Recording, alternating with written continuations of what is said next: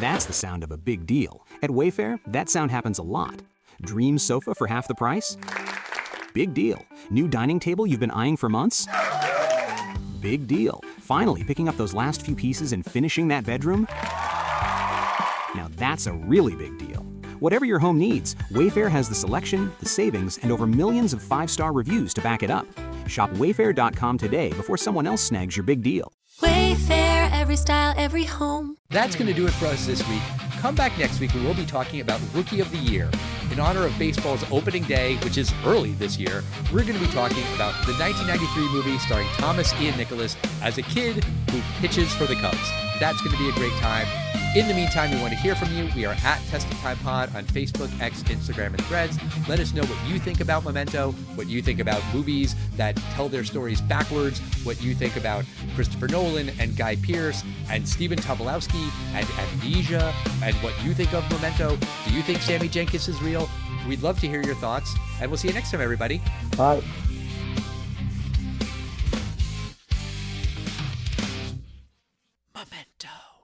Well, Jason, let me ask you about the movie as a whole. Mm-hmm. Do you think that Memento stands a test of time? Yeah, for a lot of different reasons. Not just because that it's like a good, solid movie, but also like the themes of it are really cool. It works as like a great introduction into Christopher Nolan. All the performances are great. All the actors are great in it. And aside from the fact that like, oh, a cell phone would fix all of this, because honestly, like a cell phone would set an alarm to tell them to play a video that explained everything today. You know what I mean? So like, aside from that little modern thing, like yeah, I think it absolutely stands the test of time. And it stands the test of time in that it perfectly frames my five-timer appearance, like I was mentioning earlier, that like how I've been very selective and deliberate in curating different movies and my identity on the show as a character or guest. And then this is a movie about constructing your own identity through memory. So it stands the test of time in multiple ways. Perfect. James, what do you think? Do you think the movie stands the test of time? No, I was bored as hell with this. What? No, I'm kidding. This movie was fantastic. Christopher Nolan, I'm gonna break the internet here. He is a talented filmmaker. Hot take. This is a film it commands your attention and it rewards you at the end. It's I guess a twist ending, you could say, but you in your mind rebuild this. And you can interpret things a lot of different ways about Sammy Jenkins. But you said it yourself, Jason, like this is something Christopher Nolan does. The top at the end of Inception, does it wobble at the end? Where is Leonardo DiCaprio with it? You don't know, but does it really matter? It's the journey. You can debate it, but it doesn't necessarily matter. There is no correct answer. And you can say, oh, but this scene prove it. And that's what's so much fun about this film. I'm glad to have watched this. That being said, it's physically exhausting. It really is. It's a mental exhaustion. I felt after watching this film similar to after finishing a really long examination, like a board's exam. Like you can feel accomplished, but it's a big mental exercise you have to do to watch this film. So I don't think I can watch this film very often because it's like flexing a muscle and exercising for 2 hours here, but it stands the test of time. What about you, Al? It's 2 for 2. I don't think there's going to be any surprises here. What do you say, Al? I very much think this movie stands the test of time. Of course it does.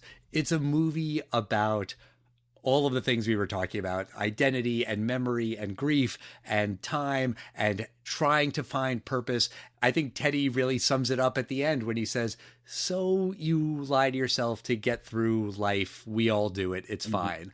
It's really about that. It's about the lies that we tell ourselves in order to get through this world, amnesia or not. Like that other movie with Stephen Tobolowsky, the title has its own meaning in pop culture. If you feel like something's repetitive, you'll say, I feel like I'm stuck in Groundhog Day. If something feels backwards, you might say, oh, it's like I'm in a Memento kind of thing. People know what that means. And I did just kind of want to speak to what you were saying, Jason, about the cell phone thing, because I was thinking about that. If this movie took place today, in a way, it would be a lot easier for Leonard, right? Because he'd have his phone and he could just be taking pictures constantly and he could be making voice notes for himself all the time. But he can't have a lock on his phone because if there's a passcode, he's not going to remember it. I guess it could be his face, but also that's easy to manipulate, right? Someone could take his phone and delete some pictures or delete some voice notes, things like that. Also, he's not going to remember his charger. That is going to be a constant problem for him. So I think you could very easily incorporate a cell phone into this movie and it does not solve every problem. I don't think. Yeah, that's true. That's true. It would make it different for sure, but it wouldn't be like a quick solve.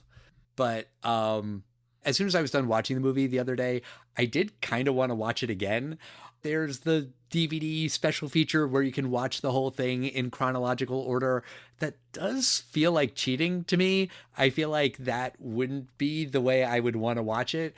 I'd seen this movie so long ago. I remember that it was backwards, but that was kind of it. I didn't really remember a lot of the specifics. There was some critic who said that you don't ever need to watch this movie a second time because once you get through it, there's no point. Maybe it was Roger Ebert. I don't know. Don't quote me on that. But I feel like it is worth watching at least a couple times, just putting yourself through the paces and connecting the dots. Yes, I definitely think this stands a test of time. Very cool. Also, watching this movie now in middle age is a different experience than when I first watched it in 2000 whatever, just because I do feel like I am constantly forgetting people's names. Courtney gives me shit for this all the time, where I'll meet somebody and have a whole long conversation with them and then bump into them a month later and I'm like, who the hell was that? You know, it hits a little different when the memory starts to go. But Jason, I want to thank you so much for coming back on the show. This was so much fun. Yeah, thanks, man. Thanks for having me. Always fun when you're on. Yeah. This is one of my favorites so far. This has been great. And I feel like you had a nice little arc of your 5 episodes, but we're going to have to figure something else out for number 6, right? I'm going to start from scratch. I have an idea. Okay. I'm not going to say it now. And I'll see you on appearance number 6. Well, very much looking forward to having you back on. Thank you again, Jason. This was awesome. Mm-hmm. Memento. Can we talk about the Sammy Jenkins of it all? Yes, we definitely can. Is he Sammy Jenkins? Because I'll be honest, like that's something I struggled with, right? It was on his hand as if he's meant to think about it all the time. There was a lot of talk about how repetition helps make certain memories last.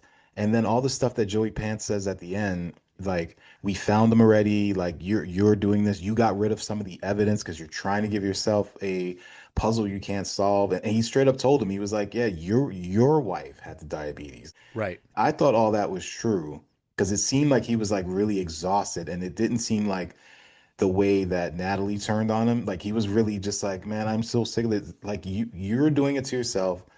This is all about you, which is why I said, like, it's interesting that the bigger theme is like the lies that we tell ourselves in general. Yes. Yeah. What did you make of all that? Because did you notice that part where when he's thinking about and talking about Sammy, someone walks by and then it's him in the chair? Yeah. Yeah. For like a fraction of a second. Yeah. This is what I thought of the Sammy Jenkins story. So remember, he knows everything about his life before the injury. And in the call on the telephone, he talks about this guy, Sammy Jenkins, who had this injury, supposedly. Sammy Jenkins kept injecting insulin into his wife because every 3 minutes he didn't realize she had just had her dose, and he winds up killing her by accident. And we later learn that it was, in fact, Lenny that this happened to. And Lenny actually killed his diabetic wife. How could Lenny not remember that his wife was diabetic? We even hear Guy Pearce as Lenny say this. What are you talking about? My wife wasn't diabetic. I think that in the 5 minutes that he was able to realize the horror that he had done, he completely creates this fake story, kind of independent of the fact that he happens to have this anterograde amnesia. And he says, no, no, no, no, I didn't murder my wife. I'm the hero here. I have to avenge her death. Somewhere in my brain, I remember this horrible killing your wife with insulin story. No, no, no, no. It was this Samuel Jenkins guy. That's how I saw it, that he invented the latter part of Samuel Jenkins' story as his own. So you're supposing that Sammy Jenkins was a real person that Leonard interacted with. Yes, I do think that guy existed. Jason, you're not sure if Sammy is real or not. I'm sure he's real. I'm just not sure if like James just said, if like pieces of him are merged with Lenny's true narrative. I'm not sure if Joey Pants is telling the 100% truth at the end or not, but I think he is. I think he is because he has no reason to lie at the end. Here's how I interpret it. It's pretty similar to what you were saying, James. Leonard's wife was attacked and raped during this home invasion. Teddy says it was a random thing. It was just druggies who found this house. But the wife didn't die during the attack. Leonard was hit in the head and that caused the brain injury, so he has this amnesia. But the idea that he was an insurance adjuster and he had this client who had the exact same kind of amnesia that he would get later, that's one hell of a coincidence. I don't buy it. I think that Leonard and his wife were trying to put their life back together after this vicious attack, but it was hard because he had this amnesia. She was getting frustrated. And yeah, like the story we hear of Sammy Jenkins and his wife really is Leonard and his wife. Like you said, James, Leonard kills his wife, but he creates this narrative about Sammy Jenkins. And so that allows him to have a purpose, to have a reason to live when he kind of doesn't really have one otherwise. Now, I think that explanation answers a lot of the questions and it solves a lot of the mysteries and it kind of puts everything in a neat little box, except for one thing. The drug dealer that Leonard kills at the very end of the movie, which, you know, is chronologically first, that's Natalie's boyfriend, Jimmy something.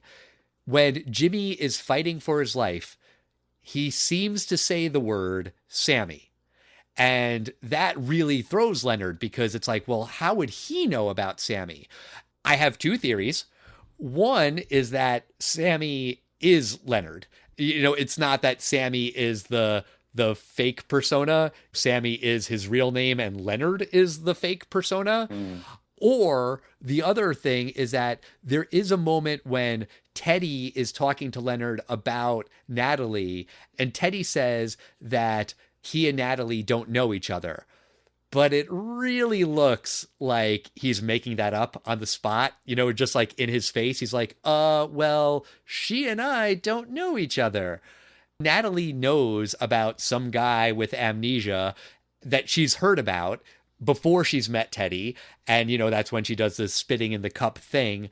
So maybe Natalie and Teddy do know each other. And so that's where that connection comes from. Just a theory. I don't know. Yes, I hear all of that, but I also remember he does confront Teddy and say, how does he know about Sammy? And he goes, you tell everybody about Sammy. Sammy Jenkins, Right. Sammy, like that's why he knows it.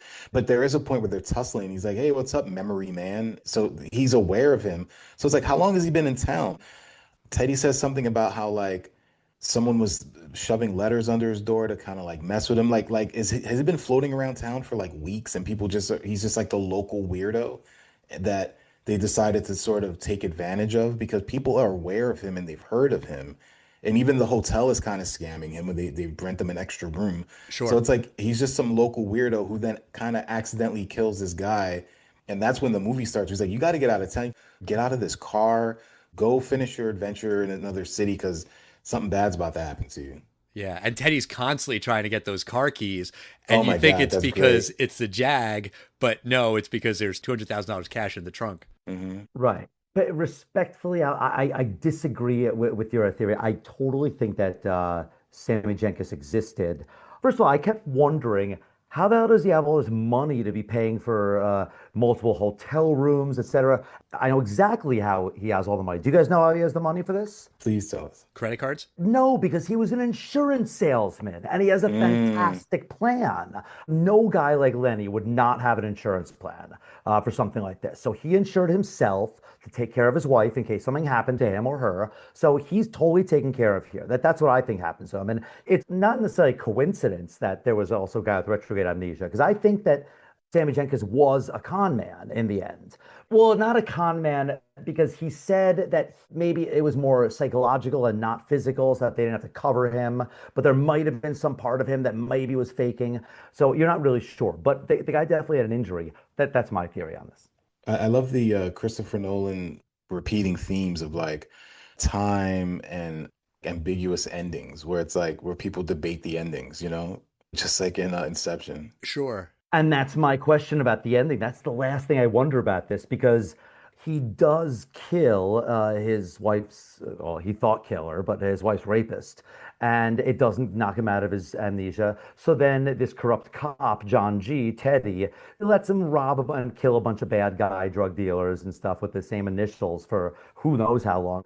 But now that Teddy's dead and there's no one puppeteering him, what happens to Lenny now? Does he wake up every day looking for this license plate? I mean, this license plate's not going to exist in a week. They're going to impound this guy's car, and they're just, I'm sure they wait a couple years before they repeat license plates. So what's this guy going to do? I don't know. I guess get killed or something. You said it yourself. Everyone screws Lenny. Natalie screws him. Teddy screws him. The hotel guys screw him. And in the end, who else screws Lenny and exploits his condition? Lenny exploits him.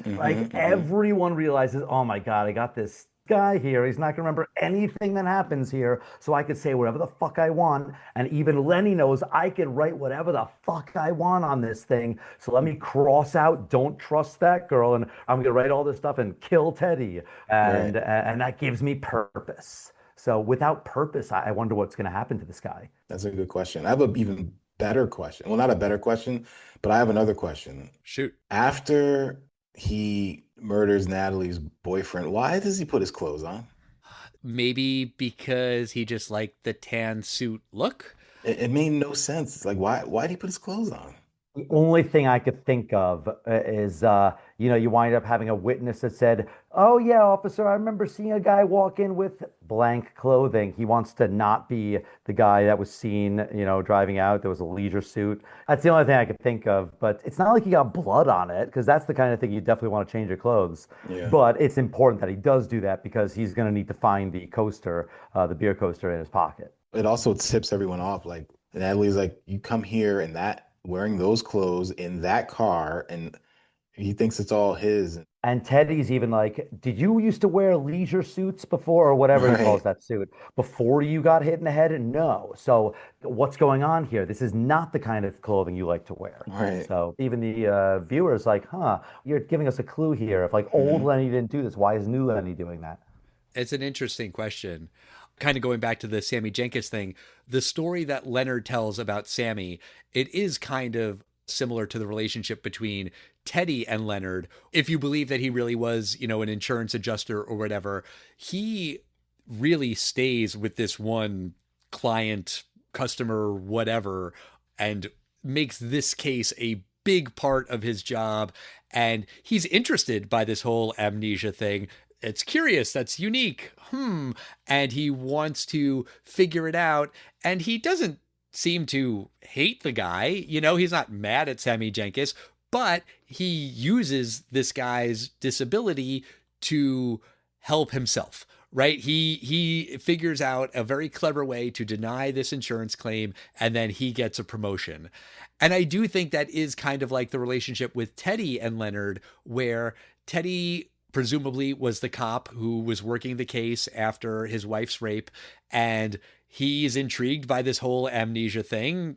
You don't see that every day.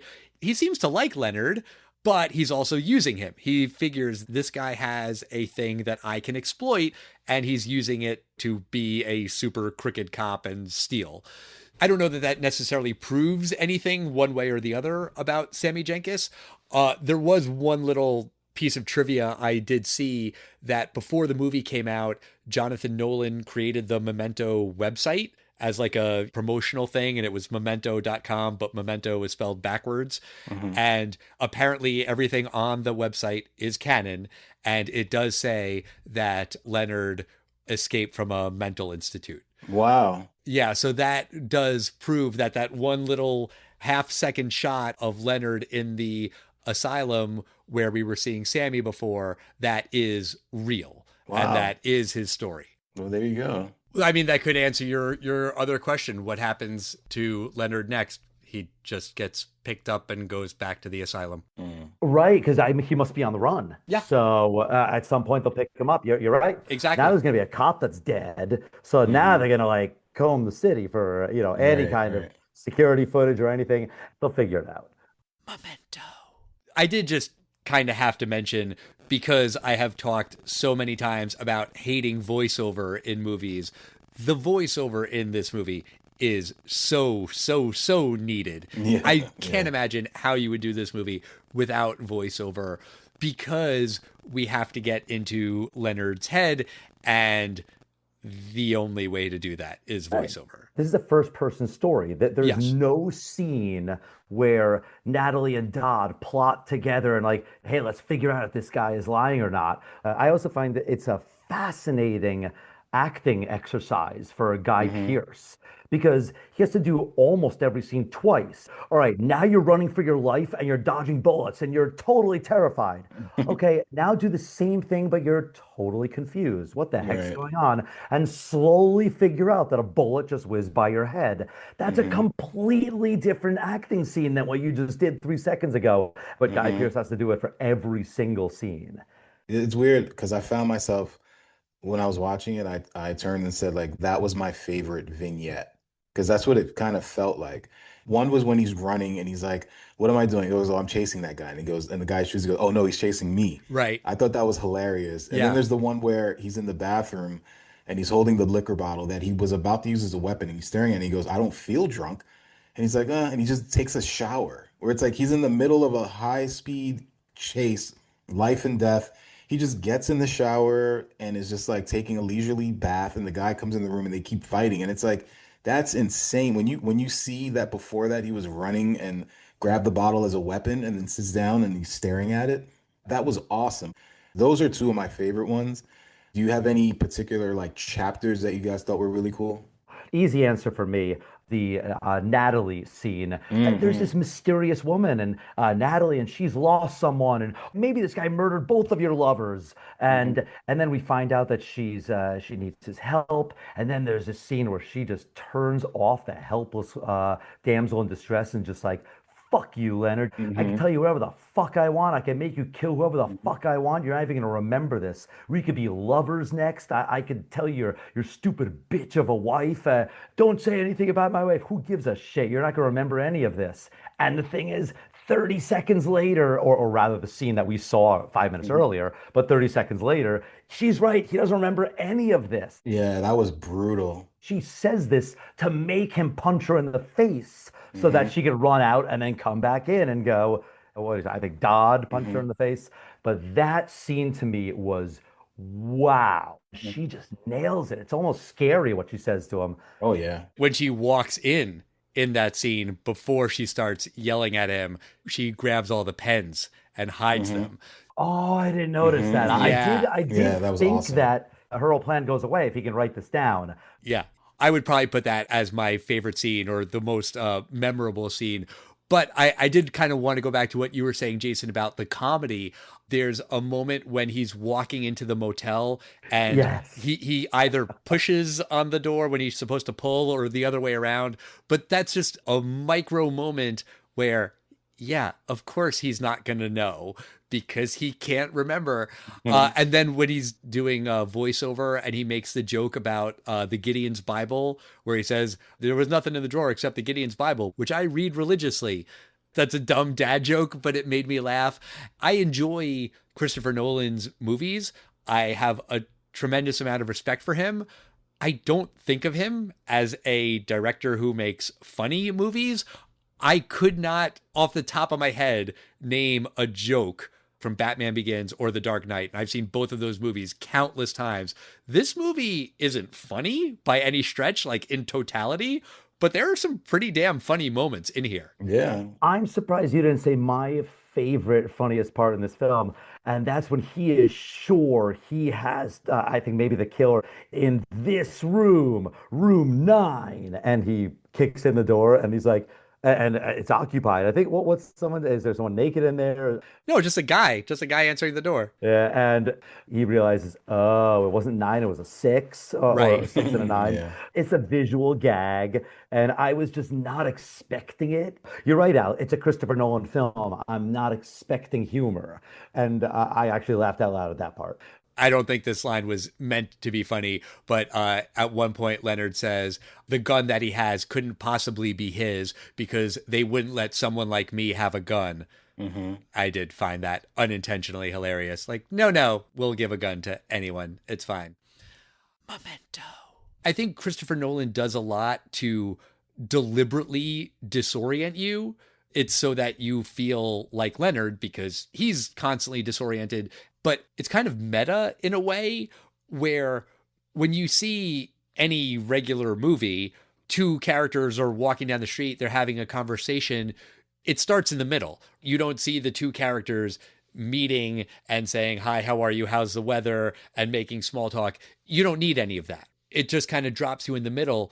And Memento does the same thing, except it's way more disorienting because you don't know how Leonard got to this place, and neither does Leonard. There are no establishing shots. Mm-hmm. And you kind of realize how you need those to establish where you are.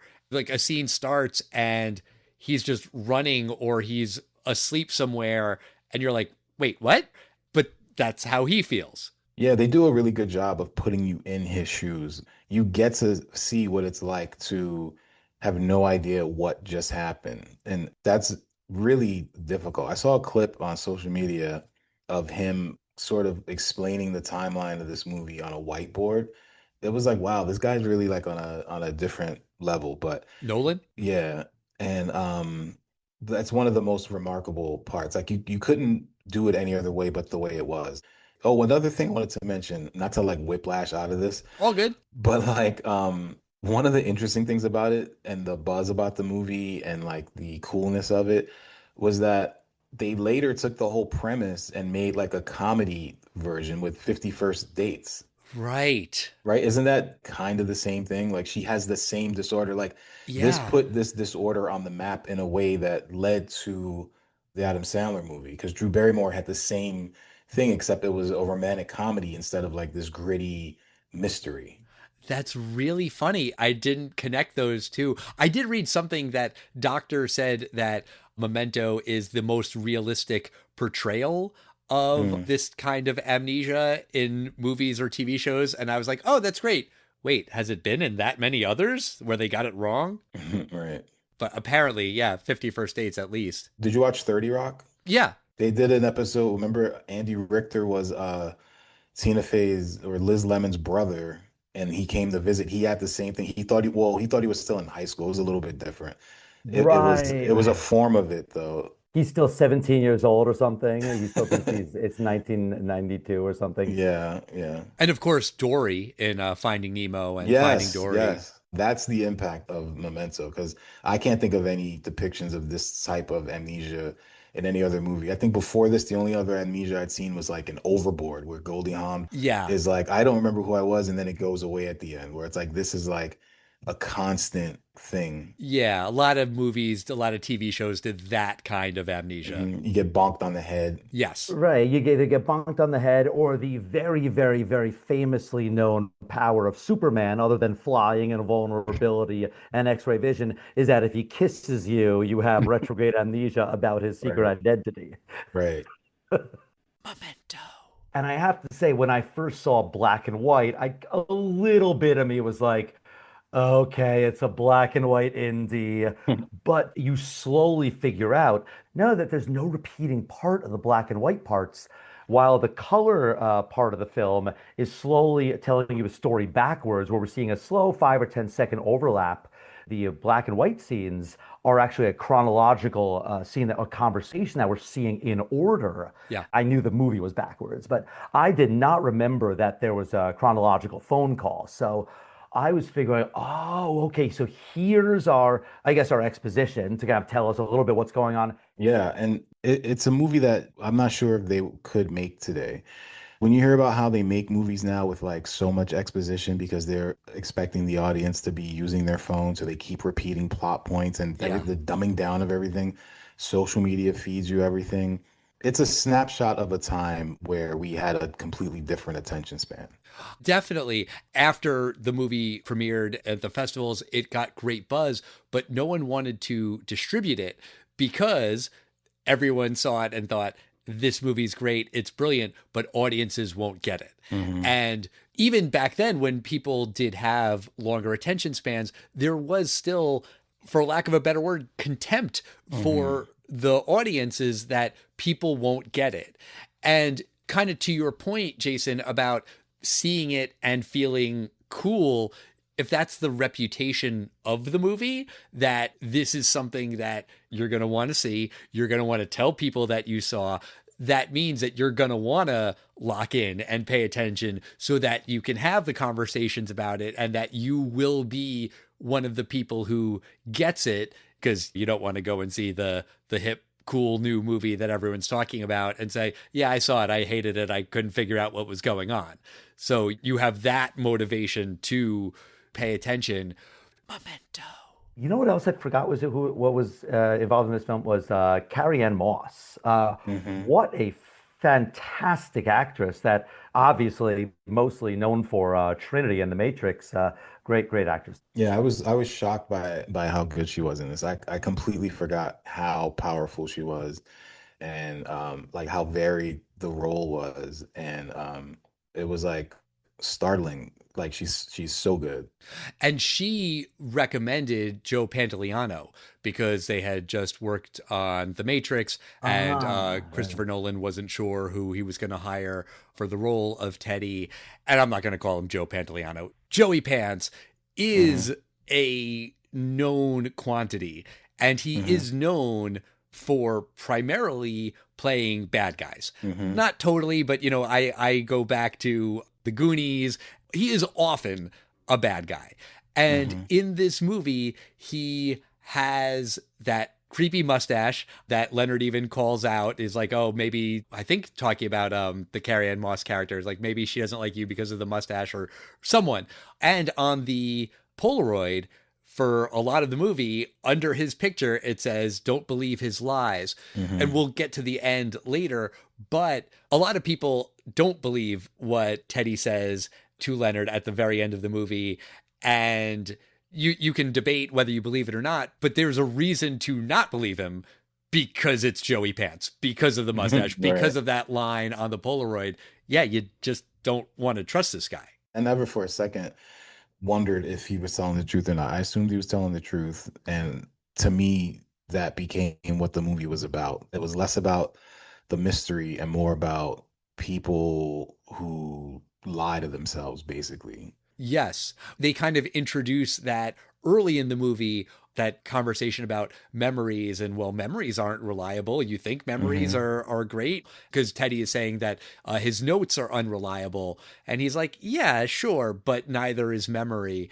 And yeah, the movie it's about memory, it's about grief, it's about time, which is something that Christopher Nolan really likes to explore in a lot of his movies. Yeah, he's obsessed. Yeah. I mean, you need to exercise your short-term memory part of your brain to watch this film.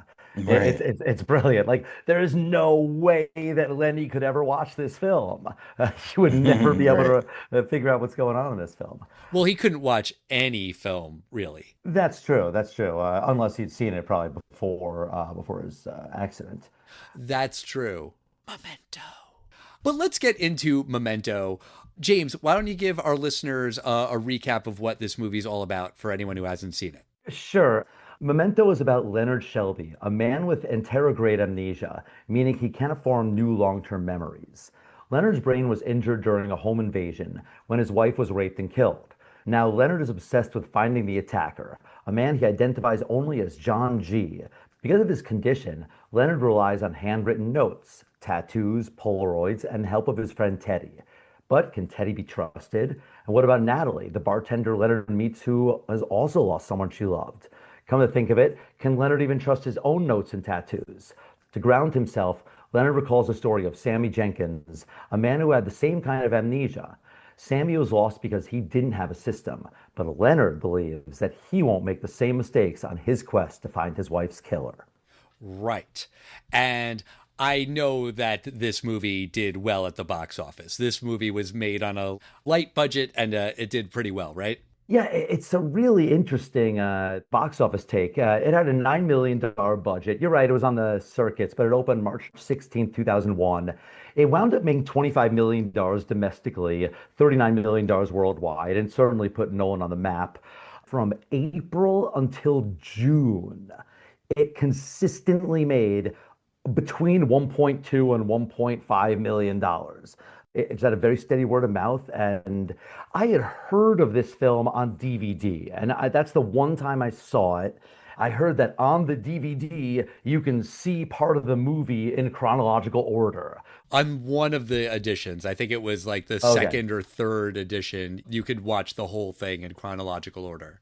And Jason, you said you'd seen this movie before? Yeah, I saw it in the movies. Oh, I okay. saw this in the movie theater in New York with a friend of mine, and I do remember there was a lot of buzz about it. At the time, it was like the coolest thing. Like being aware of the movie, talking about the movie, bringing it up. You had like movie nerd clout. It was like, but have you seen Memento? Mhm. And it was like one of those cool things. So I remember seeing it and feeling super cool and proud and telling people, "Oh, you have to see Memento." You know, it was like the cool like it movie of that time. What I had first heard about this film, with all due respect to Christopher Nolan, was the quote unquote the gimmick of the Hmm. film, and that, oh, it's a film that's backwards. And Hmm. just doing something out of order is not in and of itself going to make a film good. Yeah. Around this time, the late 90s, early 2000s, there were other movies that kind of had a, for lack of a better term, gimmick. There was The Sixth Sense and there was The Blair Witch Project. And, some of these movies, it's one sentence, right? Like if someone tells you the ending of The Sixth Sense, yeah, it's still worth seeing, but kind of not. Like it kind of loses its oomph if you hear that. But if someone tells you, "Oh, go see Memento," it's backwards, that doesn't spoil anything. The opening sequence of the Polaroid and killing Joe Pantoliano, that's the first scene and it is backwards. So you get it pretty quickly. And if someone told you that line, yeah, that's not spoiling it. You still do need to see it. There's just a lot more than the reverse chronology. Hmm. I mean, I guess if someone told you more of the twists at the very, very end, then that would be more of a dick move. And, but still, like it's worth seeing just on its own. It's a film that commands your attention. They give it pieces and pieces, and every single conversation is important. Hmm. There's no fluff in this film. Memento. I just also wanted to say I'm super excited to be here because it's like it's my fifth time. I'm in the Five Timers Club. Right. It's awesome, and I'm a big fan of Saturday Night Live, so I get the reference. And just like I mentioned in your anniversary episode, there's not a lot of things that make it this far, and it's really exciting to be a part of an institution. And you guys know I put a lot of thought into all of the picks that I have, right? So I was racking my brain before this started, and you and I went back and forth with what the movie was going to be, and the way it ended Right. couldn't have been any better, right? Because like my first movie, it was The Last Dragon, and it was like a movie that I loved as a kid, and my first thought was like, let me give him a nostalgia pick. I understand the flaws, and it was better that you guys didn't like it because it gave me like a different POV of the whole thing, right? Right. And you did like it, but it didn't stand the test of time. Then the second time was True Romance, which was like a home run. It's more stylish, it's gritty, it's like bolder, it's a different type of film. what was the third one? The Will Smith Enemy of the State. Enemy of the State, which was like now I'm like comfortable enough to start playing around with like the form of the show where I take a risk and I hadn't seen it. So it was like now I'm gonna pick a movie I haven't even seen because I Bold. thought that make me a compelling guest. Yeah. Then for my next one, I was gonna be appearing closer to New Year, so I wanted to pick like a New Year's movie and have like a theme. Right. So I've always been like super calculated, building like a narrative arc in what I'm doing. Hmm. And then you gave me the last one, which is Memento. Right. Like I gave you a couple of options and you were like, what about Memento? And I was like, yeah, first of all, I haven't seen it in forever, but the whole movie is about like structure and introspection and like narrative control. And it's like the perfect symmetry for me as a guest on the show. Yeah, yeah, yeah. And I mean, honestly, I just kind of pictured you being a great guest for Memento. And you mentioned this is your Five Timers Club episode. We're not in person, so I didn't get to hand you the hoodie, but it was shipped. You have it. If you want to take a selfie for the gram, cool. But welcome to the Five Timers Club. Yeah, thank you so much. It's really great to have you back on again.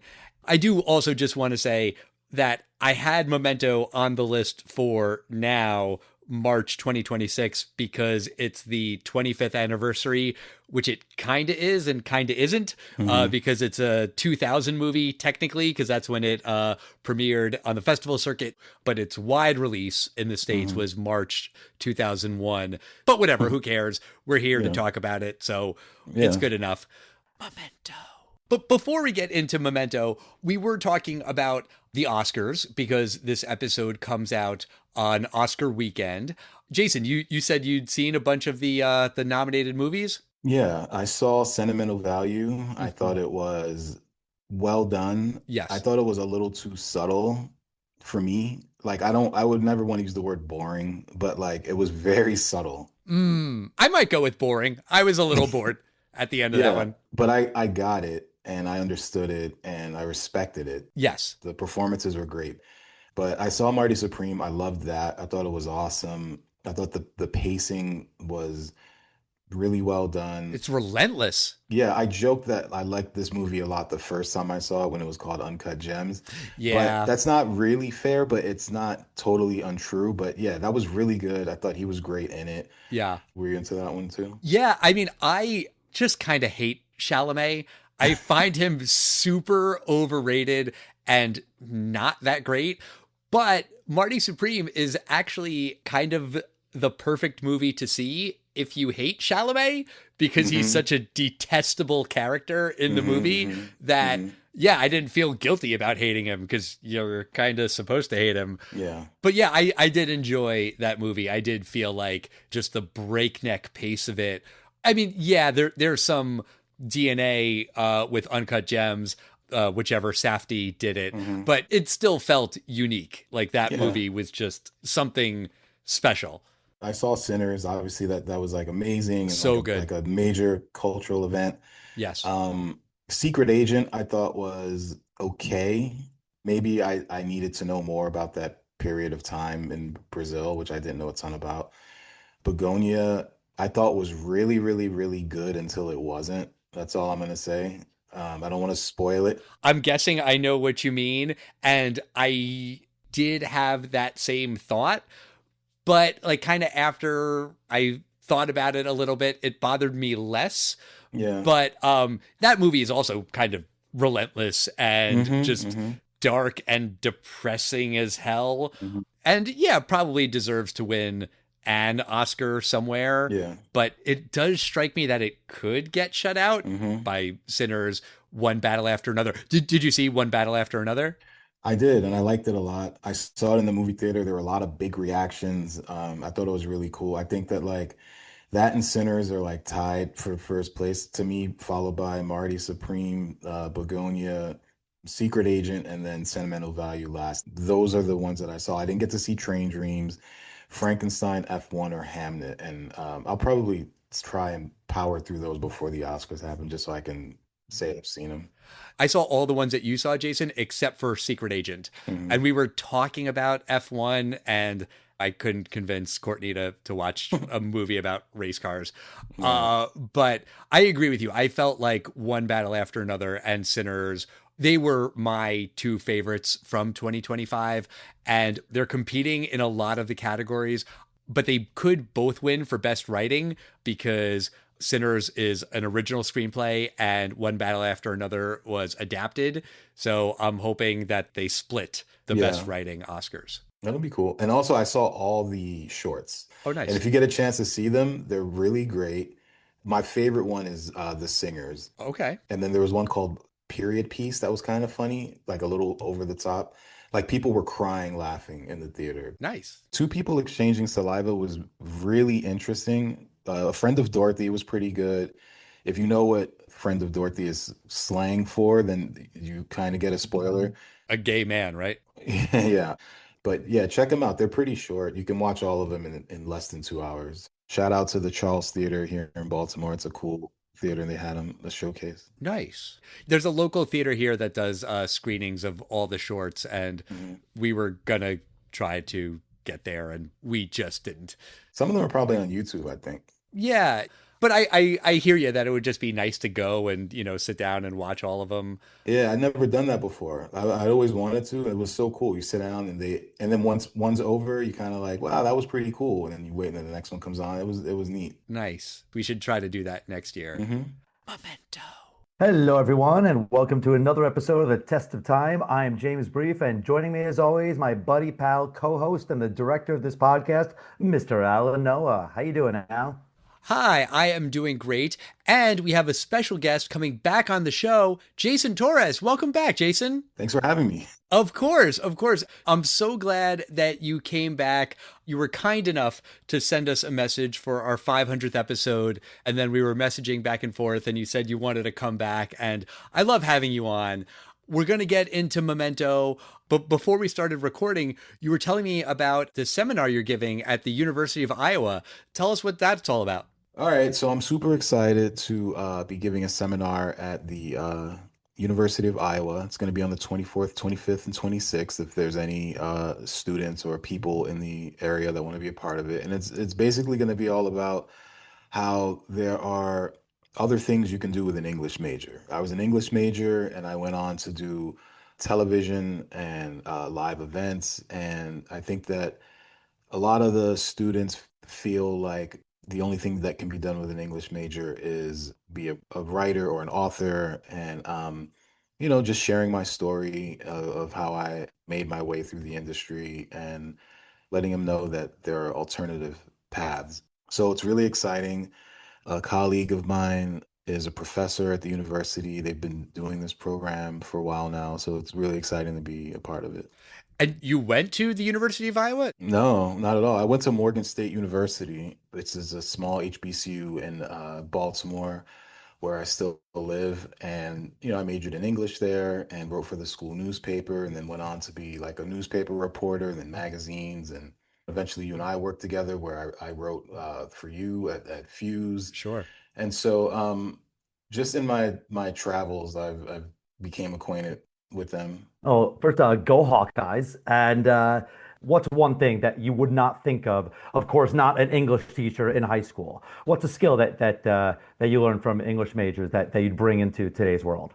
Well, especially when it comes to media, everything is storytelling. Yeah. Even, covering sports, the narrative arc is more interesting than the actual stats of the game. And just like being tapped into that could make you a good producer for like ESPN or something like that, being able to identify those things. And that's just like a small thing off the top of my head. The rest you got to come and see at Iowa.